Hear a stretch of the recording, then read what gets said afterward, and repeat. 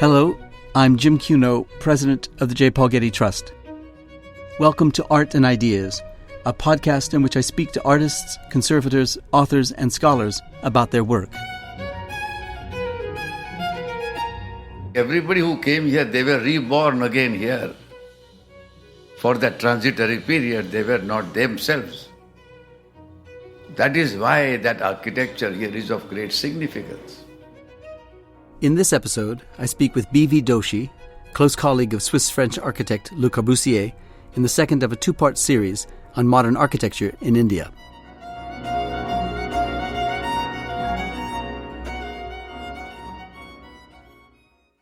In the last episode, I spoke with Maristella Casiato, Senior Curator of Architectural Collections at the Getty Research Institute, about Le Corbusier's work in Chandigarh, India.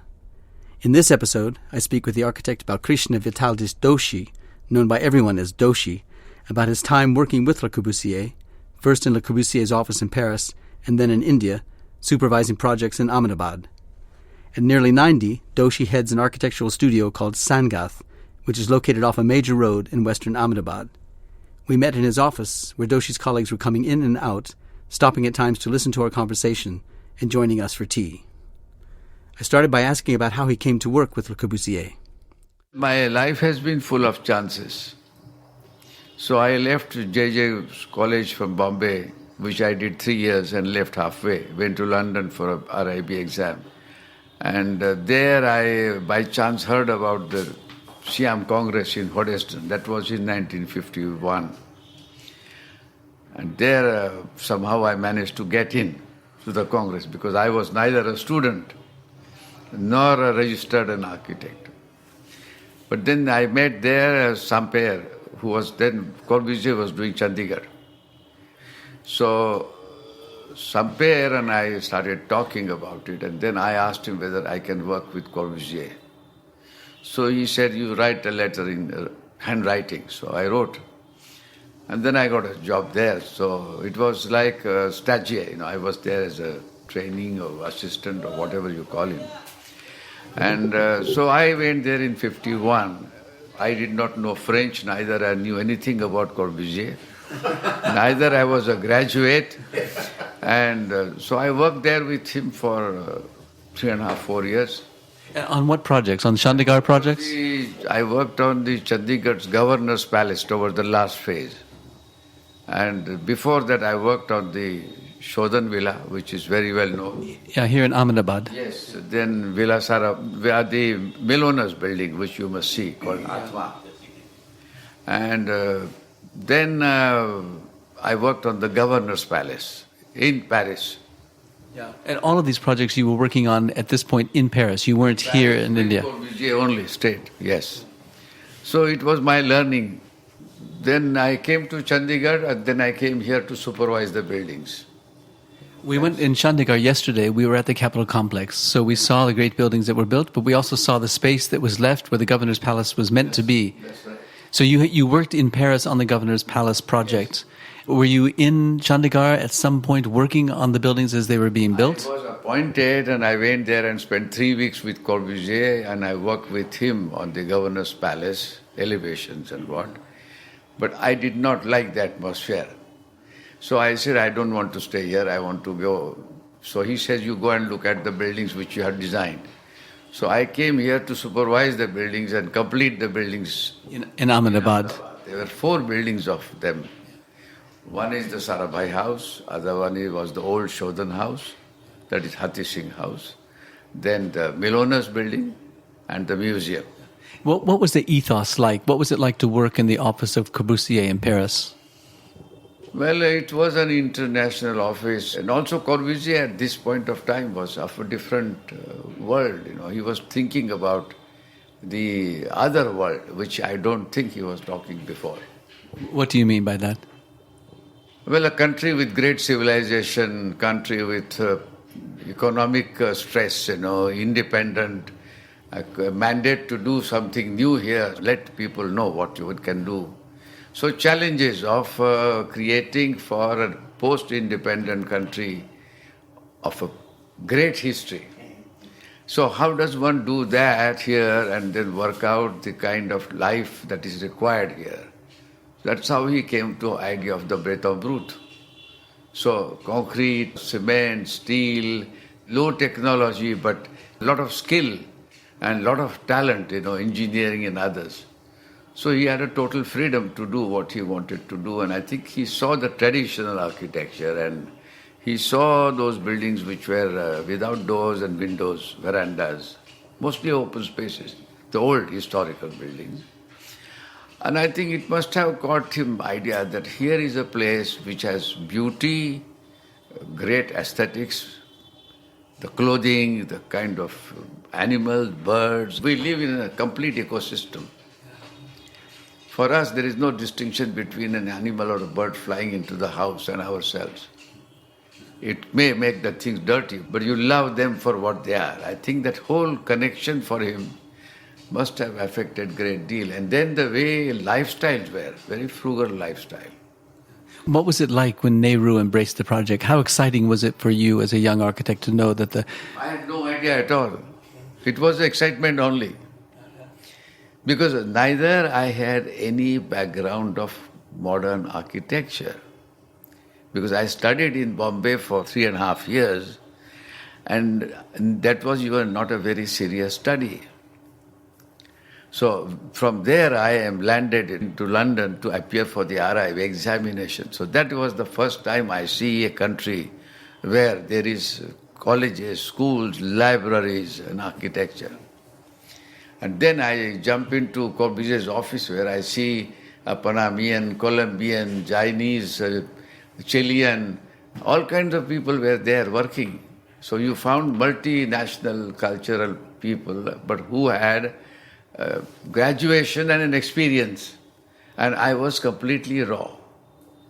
But I had a deep-rooted Indian ethos. So my dialogue was about the Indian projects, other projects, and looking at it from an Indian understanding of life.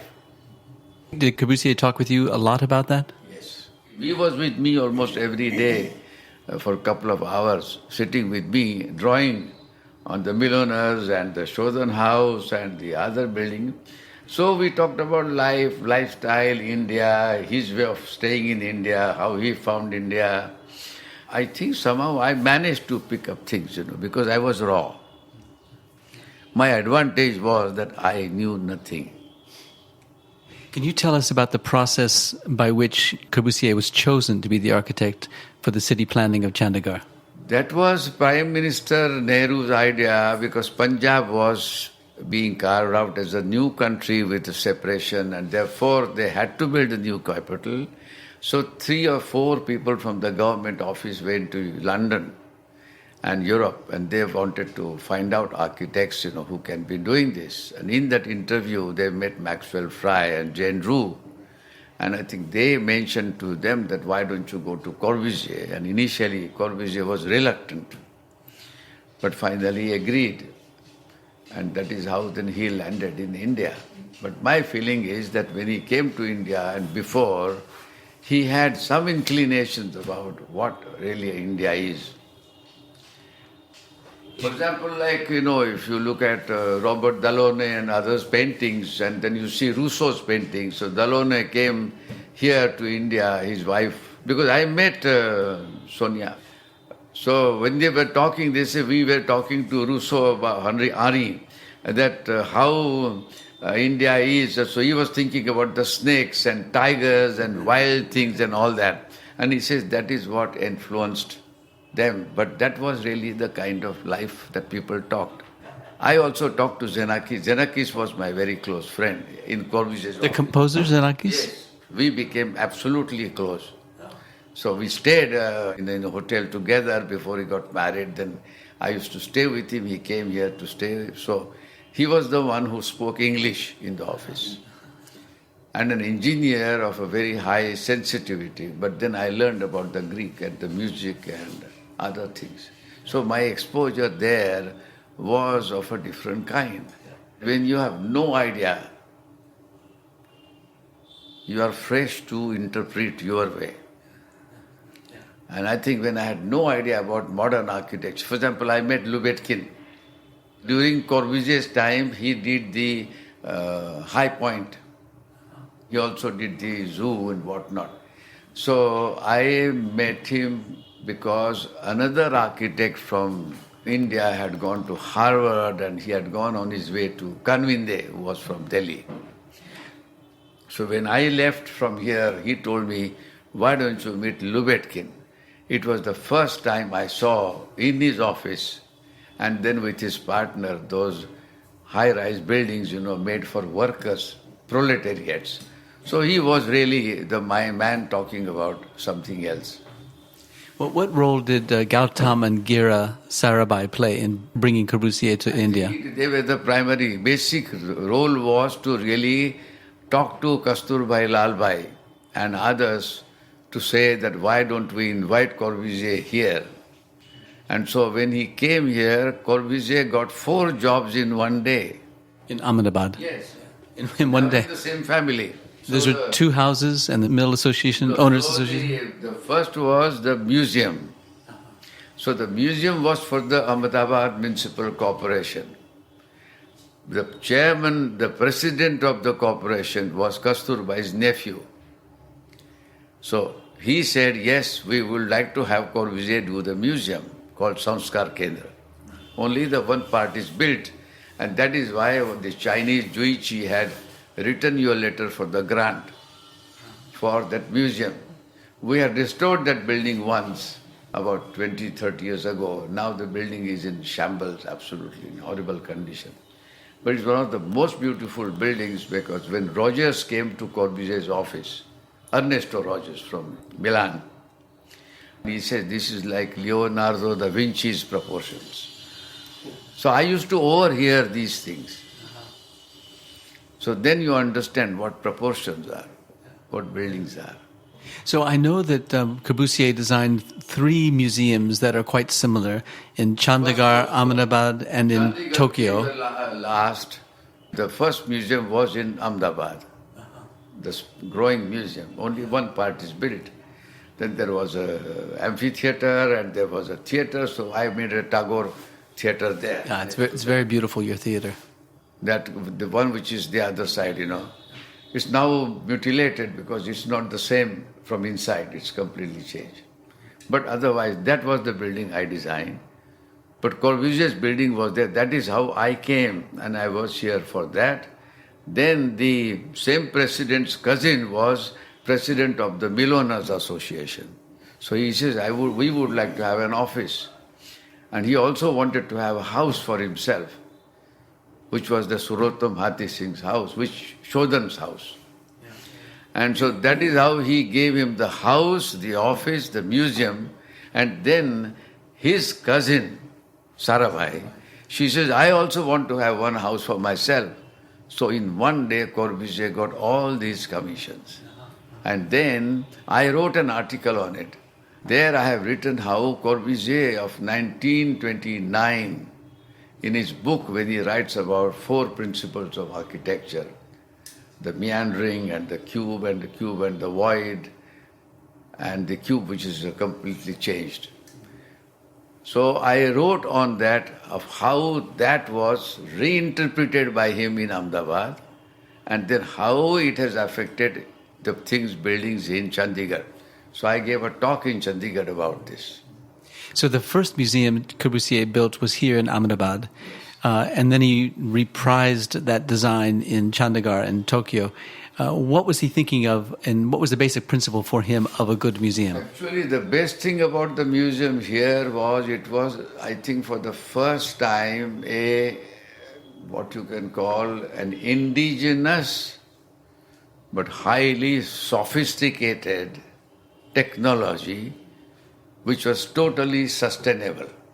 For example, the cavity brick, first is lifted the building from the ground so the air could move through and go through the court.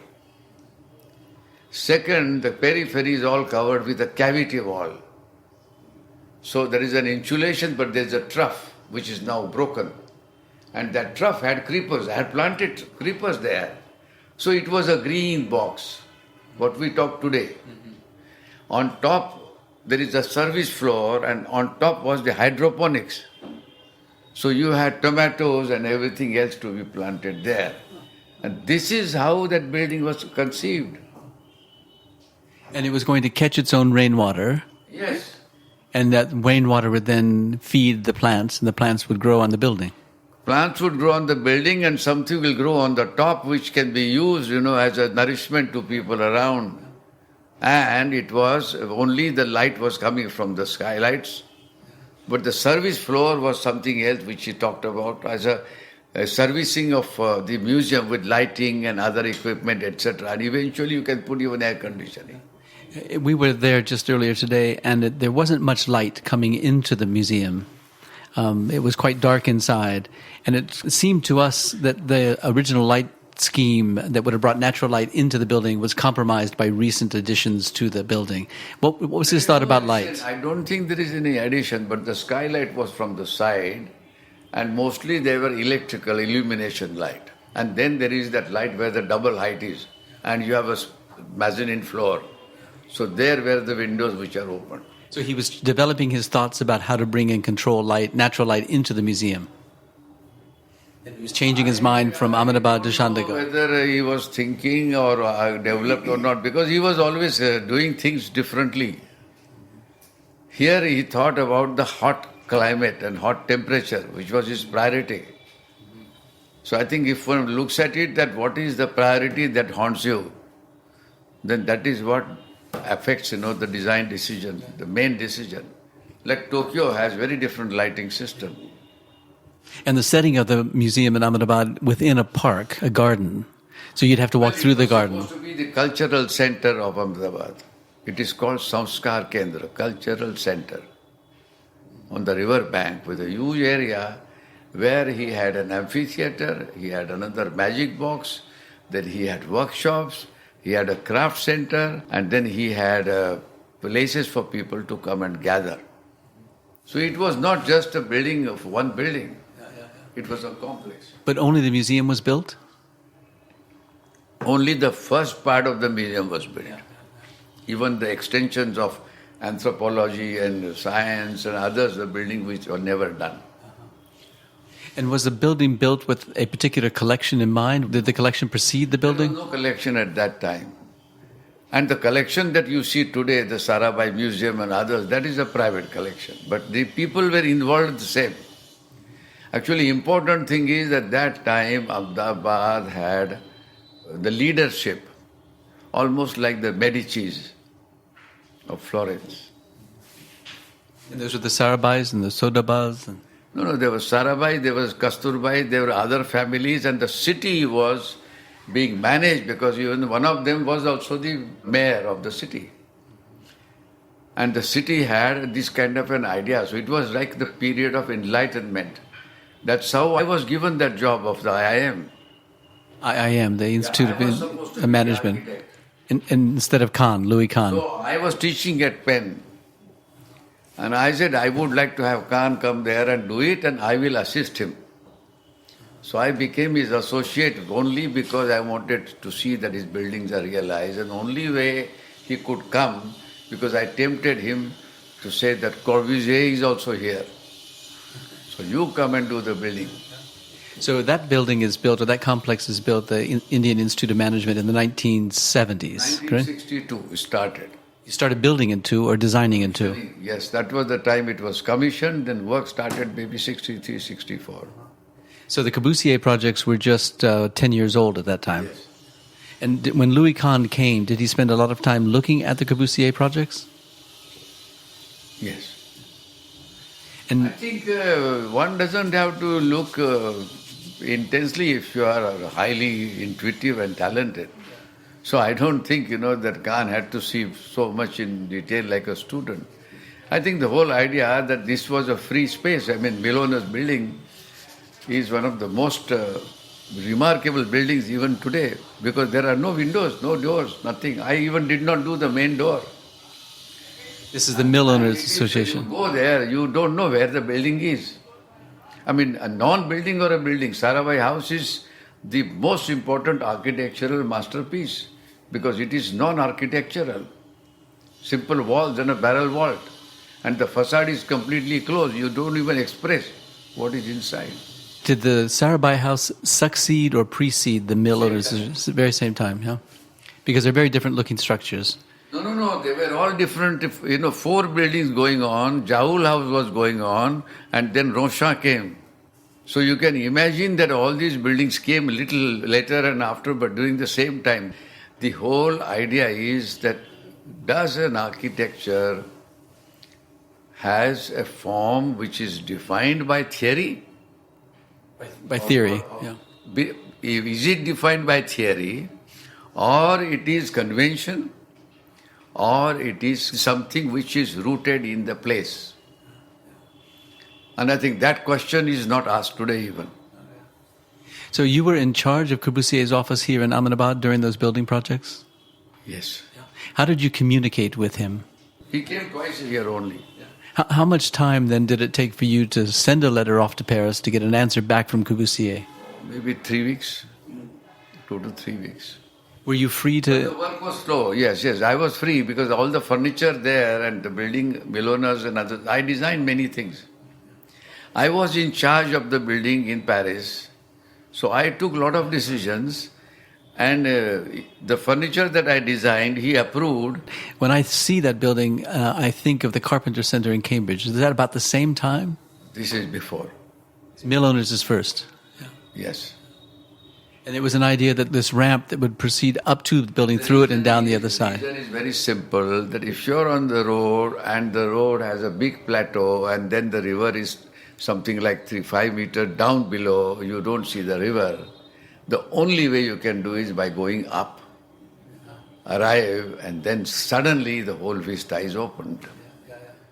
That was his sketch only. He gave me a file, folder like this with that sketch, ramp, and he says, now you design.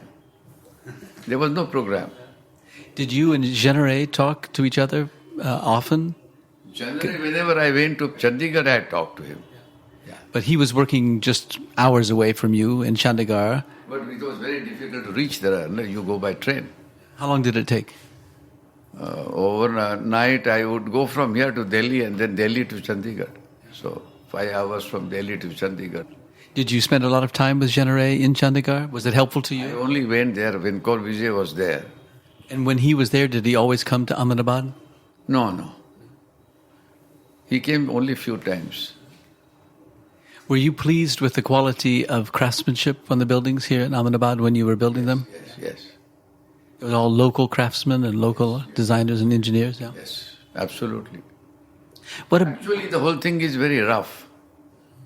But the wood and other things are detailed, yes. So you can see the contrast. What about the National Institute of Design? That is done by Gautam Sarabhai, and he looked after it and he supervised also. Yes. Tell us about Charles and Ray Eames coming to Ahmedabad. They came around the same time. All this is between 62 and 65. Did they come at the request of the Sarabhai or the government? I think the government of India and the Sarabhais perhaps, but it was government of India. Even IIM was not supposed to be in Ahmedabad. So that is actually the period when India was talking about setting up institutions. Did you have conversations with the Eameses when they were here and they were talking about the... Yes, I knew very well, very much so. Because I also met them before, Charles Eames I met before in Chicago when I had received the Graham Fellowship. That was in 1958. I got $10,000 to do nothing.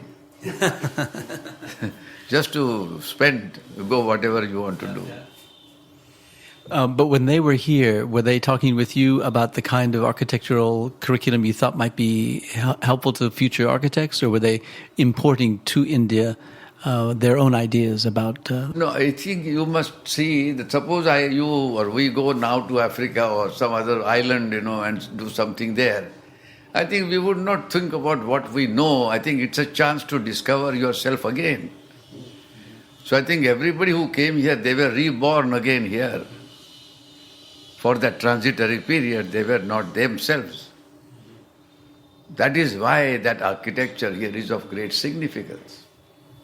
Because sustainability becomes extremely important, climate becomes very important, lifestyle becomes very important, and the way general behavior is, the connection with the place around.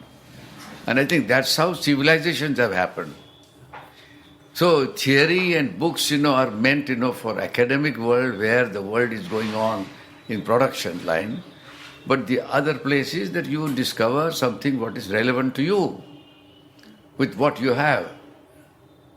I think I remember that John Cage and Merce Cunningham and Robert Rauschenberg and David Tudor all came to the National Institutes of Design. They came to Ahmedabad, they came to the Saravais. They all came here because it's a new land, but a land of great culture, great history, great food. So you are a creative person, so you design what you want to do, but you try. Actually, it's a big relief from going from an overpowering cultural tradition and where theories dominate, but you go here to a place which is open and there is nobody talks about theory. They talk about life.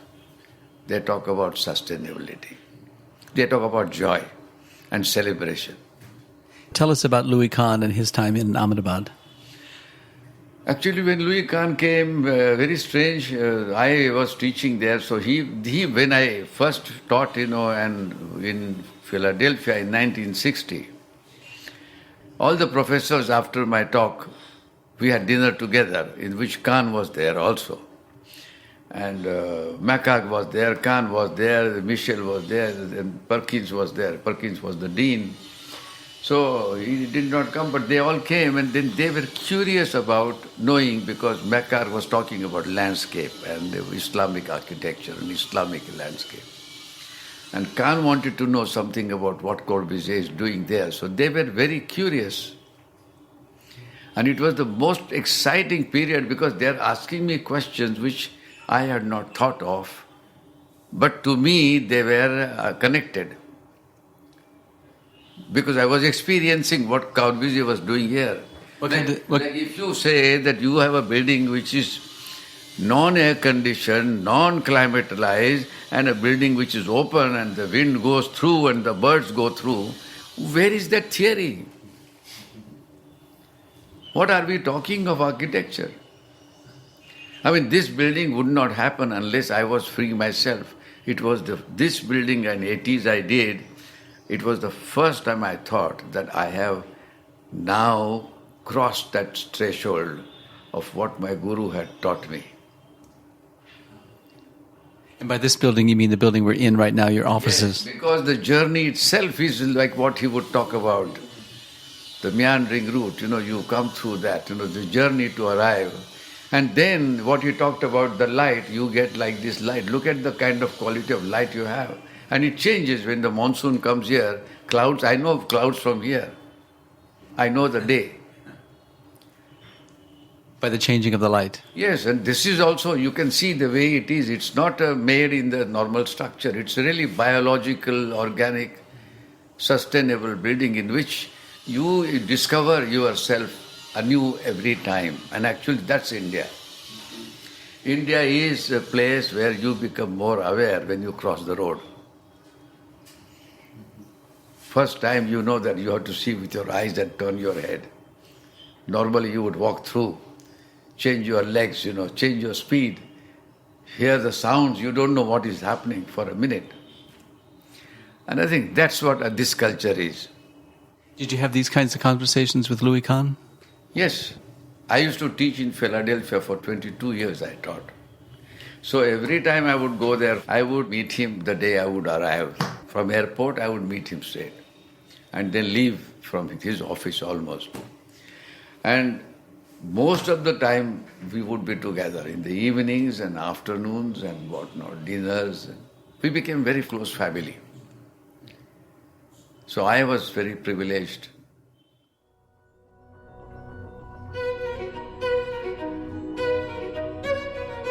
One can't help but fall under Doshi's spell. His charm, the twinkle in his eye, his discerning taste, and his role in the history of Indian architecture make him a fascinating interview subject.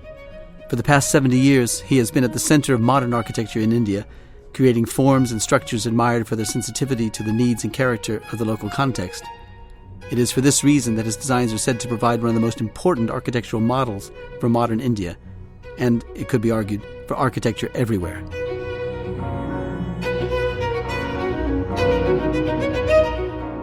Our theme music comes from the Dharma at Big Sur, composed by John Adams for the opening of the Walt Disney Concert Hall in Los Angeles in 2003. It is licensed with permission from Hendon Music. Look for new episodes of Arts and Ideas every other Wednesday. Subscribe on Apple Podcasts or Google Play Music. For photos, transcripts, and other resources, visit getty.edu/podcasts. Thanks for listening.